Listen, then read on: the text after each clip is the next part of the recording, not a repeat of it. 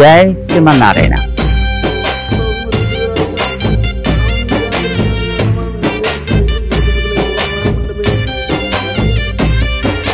వజ్రాయుధ ఘోర వరకరవాలం శ్రీరామదూతం శిరసానమామి. శ్రీరామ శ్రీరామ శ్రీరామ శ్రీరామ మధ చండ ప్రతాపం శ్రీరామదూతం శిరసానమామి. ఆ పారాయణ కార్యక్రమాన్ని మేమే స్వయంగా చేస్తాం. 108 అమావాస్యలు చేయాలి అని ఒక సంకల్పం. స్వామివారి యొక్క ఆశ్రితులైన భక్తులందరూ ఎన్నో రకాలైనటువంటి సేవలు అందిస్తున్నారు. చండ స్వరూపం శ్రీరామదూతం శిరసానమామి.